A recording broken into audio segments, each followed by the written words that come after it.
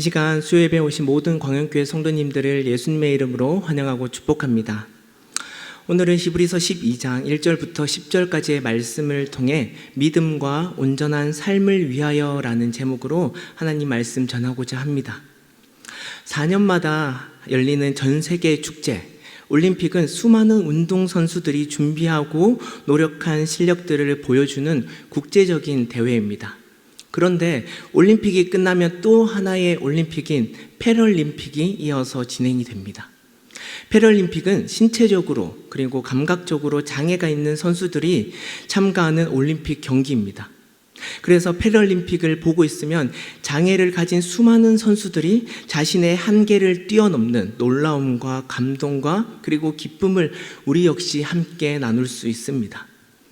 그 중에서 아주 인상 깊었던 한 종목을 보았습니다. 바로 단거리 달리기인데요.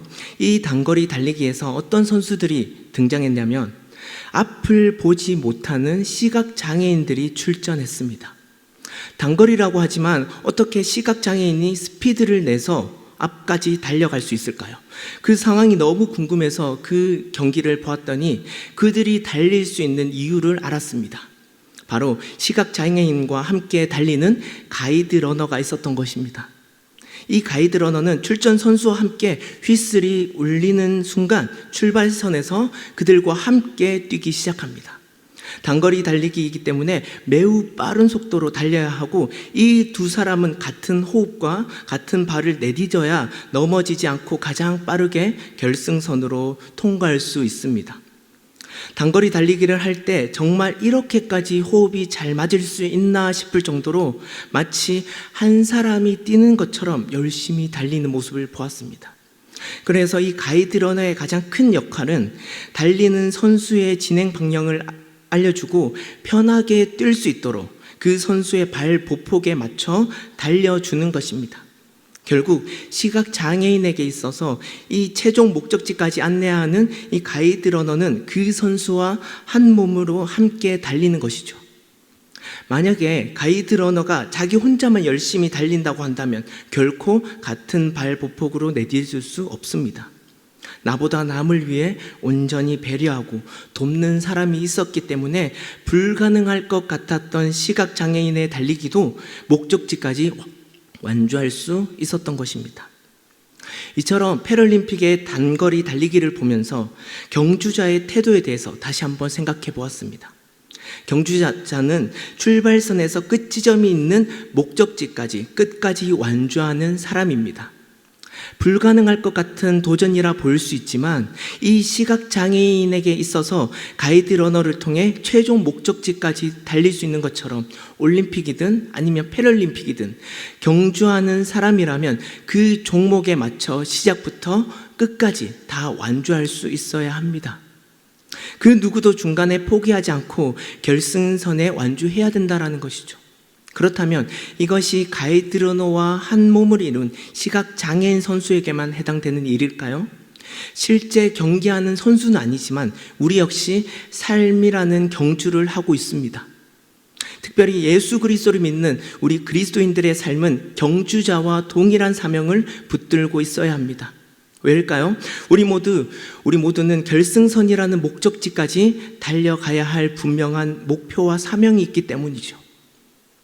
때론 수없이 포기하고 싶을 때가 있고 낙심이 들 때가 있습니다. 더욱이 결승선까지 통과해야 하는 삶의 무게와 세상으로부터 받는 유혹에서 우리는 주저하고 싶을 때가 있습니다.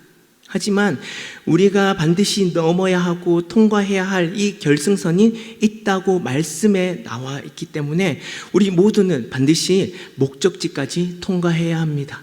그렇다면 이 목적지는 과연 어디이며 우리는 과연 이 최종 목적지까지 어떻게 통과할 수 있는지 오늘 말씀을 통해 구체적으로 살펴보려고 합니다. 히브리서는 다른 성경에 비해 예수님에 관한 비유를 다양하게 들면서 예수님의 탁월한 우월성을 강조하고 있는 말씀입니다. 그리고 히브리서를 읽는 독자들에게 있어서 희생에 따른 인내를 말씀하고 있습니다. 예수님의 우월성과 그리스도인의 인내를 강조하며 말씀하고 있는 이 히브리서의 이유는 바로 그 당시 히브리서가 어떤 상황에서 쓰여졌는지 그 배경을 살펴보시면 쉽게 알 수 있습니다. 때는 AD 64년경 로마 안에서 원인 모를 큰 불이 일어남으로 시작됩니다. 이 불은 생각보다 강력했고 그로 인해 수많은 로마인들이 재산을 잃게 되었습니다. 뿐만 아니라 가족이나 주변 사람들의 목숨마저도 이 불을 통해 잃게 된 안타까운 화재 사건이었습니다. 그래서 로마 대화재 사건으로 인해 화가 난 로마 시민들은 그 당시 황제였던 네로에게 찾아가 이러한 모습들을 토로하게 되었고, 생각보다 격렬한 반응을 하던 로마 시민으로부터 두려움을 느낀 네로 황제는 자기에게 쏠린 화살을 다른 누군가에게 돌릴 대상이 필요했습니다. 그 대상이 바로 그리스도인이었습니다. 이성을 잃은 로마 시민들은 네로 황제의 허용으로 그리스도인들을 잡아가기 시작했고, 지금까지 쌓인 울분과 분노를 그리스도인들에게 쏟기 시작했습니다.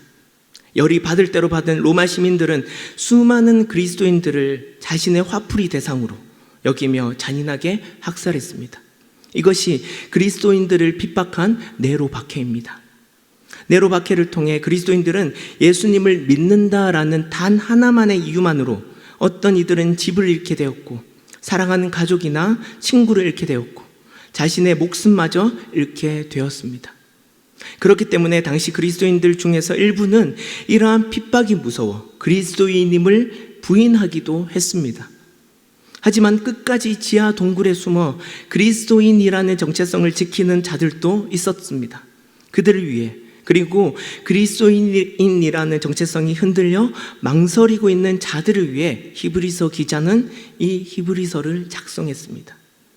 당시 로마에는 그리스도인뿐만 아니라 유대인들도 함께 있었어요. 그리스도인들과 유대인들은 모두 하나님을 믿습니다. 하지만 그리스도인은 하나님이신 예수님도 동일하게 믿습니다. 그래서 네로 박해 때 그리스도인만 박해하기 위해서는 예수님을 믿는 믿음만 확인하면 됐습니다. 내가 예수님을 믿는가 안 믿는가를 따라서 우리 가족이, 내 친구가 학살을 당할 수도 있고 당하지 않을 수도 있습니다. 이러한 상황에서 히브리서 기자는 그리스도인들에게 예수님의 우월성과 그 우월성에 대한 믿음으로 인한 고난을 인내하라고 말씀하고 있는 것이죠. 히브리서의 배경은 분위기 좋은 카페에서 우아하게 말씀을 듣는 것이 아니라 지하에서 아무도 모르는 은밀한 공간에서 이 말씀을 쓰고 들었던 것입니다. 그 중에서 우리가 읽은 본문은 히브리서에서도 가장 유명하고 핵심되는 말씀이라고 볼 수 있습니다. 그 앞장인 11장부터 먼저 살펴보시면 믿음에 관하여 소개하고 있는 믿음장이 나오고 있습니다. 오늘 본문을 소개하기 위해서는 먼저 믿음에 관하여 알고 있어야 합니다. 믿음은 현재 그리스도인들이 당하고 있는 고난과 고통보다 그리스도를 믿는 믿음이 훨씬 더 큰 가치가 있다고 설명하는 것입니다. 결국 믿음의 영웅들은 올바른 믿음을 위해 그 상황을 피하기보다 끝까지 믿음을 지켜냈음을 말씀하면서 그들 역시 이러한 믿음을 바르게 선택할 것을 강조하고 있는 말씀이죠. 그 이유가 무엇일까요? 우리 다 함께 히브리서 11장 39절 40절 말씀을 우리 함께 읽도록 하겠습니다. 이 사람들은 다 믿음으로 말미암아 증거를 받았으나 약속된 것을 받지 못하였으니 이는 하나님이 우리를 위하여 더 좋은 것을 예비하셨은즉 우리가 아니면 그들로 온전함을 이루지 못하게 하려 하심이라. 아멘. 먼저 믿음의 영웅들은 믿음으로 말미암아 하나님으로부터 증거를 받았다고 말씀합니다. 다만 그 조상들은 증거를 받았으나 아직 약속된 것은 받지 못했다라고 말씀하고 있죠. 이것을 시간적으로 구분하면 구약시대에는 받지 못했던 이 약속이 신약으로 넘어오면서 하나님께서 지금 그리스도인들에게 예비된 계획 가운데 마련해 두었다고 말씀하고 있는 것입니다. 즉, 그 당시 네로 박해로부터 믿음을 지키기 위해 힘쓰던 그리스도인들을 위해 그들을 통해 하나님은 구약시대 때 받지 못한 약속을 그들에게 주시고자 예비하고 계시다라는 말씀이죠. 그렇다면 하나님은 이들에게 어떠한 계획을 예비하고 계실까요? 그것이 바로 오늘 본문 말씀에 나오고 있습니다. 먼저 히브리서 12장 1절 말씀을 읽겠습니다.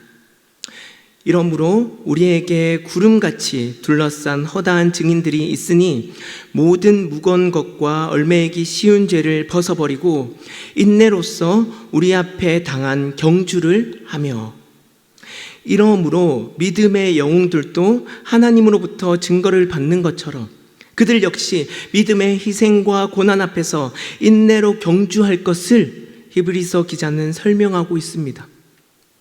그들이 달려가야 할 최종 목적지가 그 다음 말씀에 나오고 있는데요, 우리 이어서 2절 말씀도 우리 함께 읽도록 하겠습니다. 믿음의 주요 또 온전하게 하시는 이인 예수를 바라보자. 네, 헬라 원어 성경에서는 이 말씀을 믿음의 머리 되시고 완성자이신 예수님께 시선을 고정합시다 라고 기록되어 있습니다. 그렇습니다. 구약시대 때 조상들이 얻지 못한 이 약속은 지금 그들이 고난을 받고 있는 근본적인 원인이었던 예수님이었던 것입니다. 구약시대에는 아직 하나님의 약속이 성취되기 전 선지자들을 통해 앞으로 오실 메시아이신 예수 그리스도를 예언했다면, 신약으로 넘어오면서 주님께서 이 땅에 오셨고 그분으로 말미암아 하나님의 완전하신 구원 계획이 약속대로 성취되었음을 말씀하고 있는 것이죠.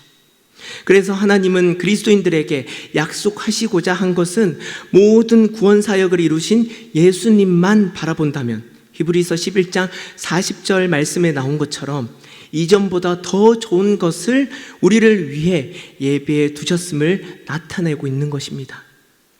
예수님을 바라보는 것, 주님께 시선을 고정한다라는 것은 이러한 주님의 구원을 신뢰하며 주님만을 따르기로 참여하는 것을 의미합니다. 조금 전에도 말씀드렸지만 경주자는 출발선부터 결승선 끝까지 완주해야 합니다. 마라톤이면 마라톤 스타일로, 단거리면 단거리 스타일로 맞춰 시작 휘슬이 불 때 목적지까지 도달해야 합니다.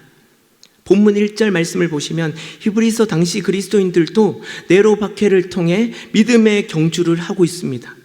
지금 그들은 어디에 시선을 고정하고 있다고 합니까? 예수님께만 시선을 고정해야 된다라고 말씀합니다. 그분만 바라보고 달려가야 된다라고 말씀하고 있죠. 그렇게 하기 위해서는 가이드 러너이신 예수님만 의지해야 합니다. 우리의 삶 역시 하루 앞을 내다보지 못하는 존재이죠. 그럴 때 무엇을 의지해야 합니까? 최종 목적지까지 안내해 주시는 주님만 의지할 수밖에 없습니다. 누가복음 24장에 엠마오로 가는 두 제자에게 예수님이 나타나셨습니다. 그러나 그들은 그분이 주님인지 제대로 알지 못했습니다. 누가복음 24장 16절엔 그들의 눈이 가려져 그인 줄 알아보지 못하였다라고 말씀하고 있습니다. 주님은 성경에 나온 예수님에 관한 말씀을 두 제자들에게 설명하기 시작했습니다. 마치 앞을 내다보지 못하는 그들에게 가이드 러너와 같이 말씀으로 안내하고 있는 모습이죠. 그러자 어떻게 되었습니까? 누가복음 24장 31절 말씀에 제자들은 눈이 밝아져 그분이 예수님인 줄 깨닫게 되었다라고 말씀합니다. 우리 역시 이러한 주님의 도움이 필요합니다. 우리 삶에 걸어가야 할 길을 안내해 주시고 우리와 함께 그 발걸음에 맞춰 정확한 타이밍에 그곳으로 인도해 주실 주님을 우리는 전적으로 신뢰할 줄 믿습니다. 그렇기 때문에 성경에서 말씀하고 있는 이 경주는 예수님께 최종 목적지를 두고 나아가는 것입니다. 그 가운데 주님은 우리와 함께 계십니다. 주변 상황이 힘들고 포기하고 싶을지라도 끝까지 주님께 의지함으로 나아가는 것이야말로 진정한 믿음의 삶이요, 히브리서 기자가 전하고 싶었던 메시지입니다. 어떤 상황에도 주님께만 시선을 돌리고 믿음의 눈을 들어 주님을 바라볼 때 살아계신 하나님께서 그분의 아들이신 예수님이 우리 인생의 가이드러너로 함께 계시다라는 사실을 깨달을 줄 믿습니다. 네로 박해 모습을 보면서 그리스도인이란 이유만으로 고난당하는 이 사실을 볼 때 같은 그리스도인으로서 저라면 과연 예수님만 바라보고 이 믿음을 지킬 수 있을까라는 고민이 사실 되었습니다. 그런데 이 시각장애인과 함께 달리는 가이드러너의 모습을 보면서 저와 함께 달리고 계시는 주님의 마음, 주님의 모습이 말씀으로 그리고 기도 가운데 믿어지는 용기가 들었습니다. 저의 의지로는 그리고 저의 힘으로는 도저히 용기가 나지 않지만 지금까지 저와 함께 하신 주님께서 앞으로도 함께 계시겠다라는 그 주님의 말씀을 믿음으로 받아들여질 때 도저히 불가능할 것 같은 일도 그분이 이끌어 주시겠다라는 믿음이 들었습니다. 그래서 히브리서에서 강조하고 있는 이 믿음이 개인적으로 더 마음에 와닿았습니다. 오늘 본문 믿음장 다음으로 하나님의 징계에 관하여 말씀하고 있습니다.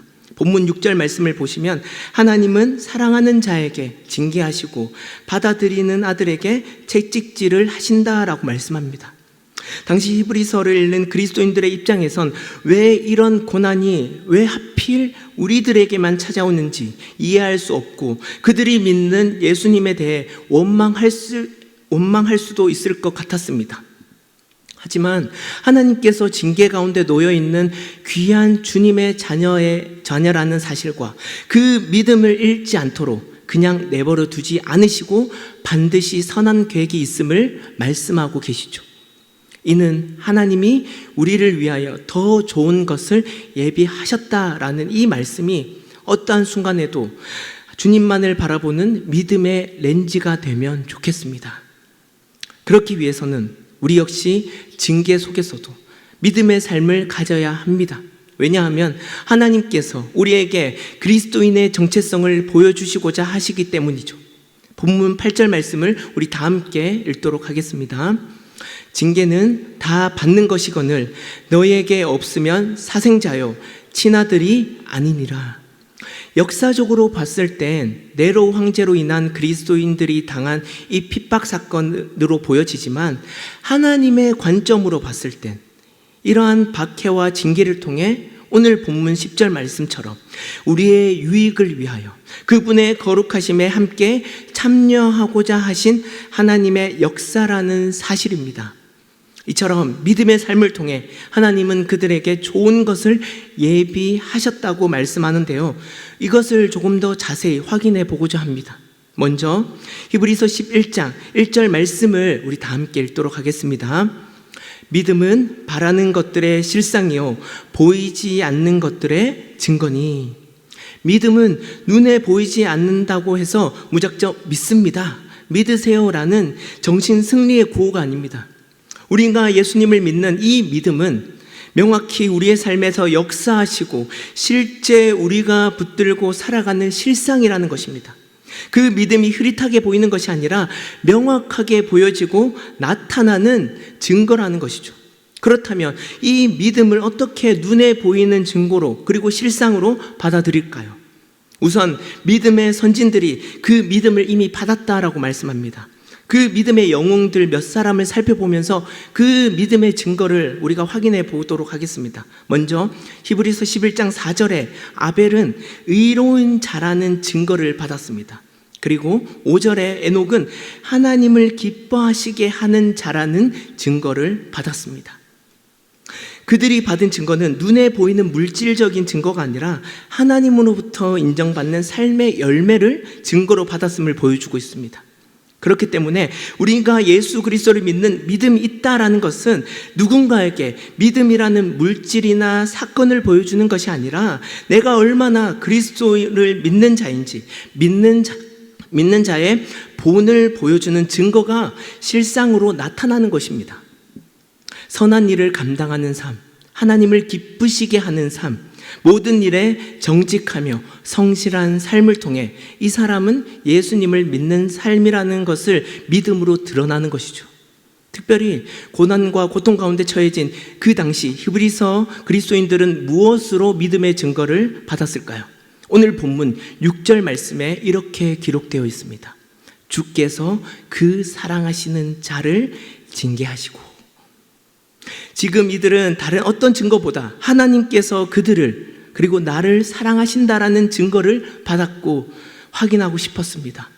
결국 히브리서 기자는 당시 그리스도인들 앞에 처해진 고난과 고통이 우리 주님이 아시고 사랑하신다라는 위로의 메시지를 함께 전달하고 싶었습니다. 이것이 그들에게 믿음의 증거로 남았다는 것입니다. 그들에게 있어서 예수님을 믿기 때문에 받은 고난이 억울함의 대상이 아니라 이러한 징계를 통해 하나님이 사랑하시는 자라는 표로 인식시켜 주었을 때 그들에게 얼마나 위로와 격려가 되었을까요? 사랑하는 여러분, 징계나 고난 자체에만 몰두하다 보면 이 징계를 통해 역사하시는 하나님의 위로와 내가 하나님의 아들과 딸이라는 귀한 정체성이 가려질 수 있습니다. 현재 고난이나 고통 가운데 계신 분이 계십니까? 특별히 그리스도인이기 때문에 믿음을 잃지 않기 위해 원치 않는 손해를 보거나 피해를 입었던 경험이 있다면 주님은 반드시 그 상황을 아시고 우리에게 믿음에 대한 증거를 삼아 주실 것입니다. 이 사실을 꼭 기억하면 좋겠습니다. 우리 삶에서 예수 그리스도를 믿는 그 믿음으로 발생한 그 어떠한 일들은 결코 헛된 것이 없습니다. 심지어 고난마저도 하나님은 그 믿음을 단련시켜 주시고 더욱 주님을 바라보게 하는 증거로 세워주실 줄 믿습니다. 이것이 믿음과 더불어 우리를 온전하게 하는 삶인 줄 믿습니다. 온전함이란 원래의 모습으로 돌아가는 것을 의미합니다. 아담이 죄를 짓기 이전에 하나님이 지으신 완벽한 모습으로 돌아가는 것을 온전하다라고 표현할 수 있습니다. 죄 가운데 빠져 하루 앞도 내다보지 못하는 우리들이 예수님을 믿는 믿음으로 말미암아 하나님이 기뻐하시는 원래의 모습으로 사람들에겐 그리스도를 믿는 자의 본을 보여주는 이 증거가 바로 주님께서 우리를 한 걸음 한 걸음 인도하시며 목적지인 결승선까지 함께하고 계심을 보여주는 실상입니다. 이 결승선으로 나아가는 걸음이야말로 오늘 본문 2절 말씀에 나오는 우리를 온전하게 하시는 이인 예수를 바라보게 하는 삶입니다. 말씀을 마무리하겠습니다. 시각장애인 단거리 달리기를 한다는 것은 결코 쉽지 않는 경기입니다. 하지만 가이드러너와 함께 달릴 때 불가능할 것 같은 일이 현실로 가능하게 일어났다라는 것을 볼 때 저 역시 그것을 보면서 놀랍기도 하고 감동이 몰려왔습니다. 시각장애인 선수들에게 가이드러너란 눈에 보이지 않지만 눈에 보이는 것 이상의 신뢰가 있었을 것입니다. 이 사람이 나의 목적지까지 잘 안내할 것이며 발 보폭에 맞춰 잘 달려주겠다라는 신뢰가 있기에 그 달리기 순간만큼은 열심히 최선을 다해 달릴 수 있을 것입니다. 우리의 삶도 경주자의 사명을 가지고 우리 인생의 가이드러너이신 예수님만 바라보길 소망합니다. 어떠한 상황이 우리의 믿음을 흔든다 할지라도 결코 포기하거나 낙심하지 말 것은 주님은 우리와 항상 함께 계시며 하루 앞도 내다보지 못하는 나의 걸음에 맞춰 주님께서 계속해서 인도해 주실 것을 믿기 때문이죠. 그분께만 우리의 믿음과 온전한 삶을 위하여 나아가시면 좋겠습니다. 바라기는 우리 광역교회 모든 성도님들이 이 믿음에 대한 바른 결단을 가지셔서 정말 믿는 자가 무엇인지, 하나님을 사랑하는 자가 과연 어떠한 사람인지 우리를 통하여 세상 가운데 드러내시고 보여주시길 바랍니다.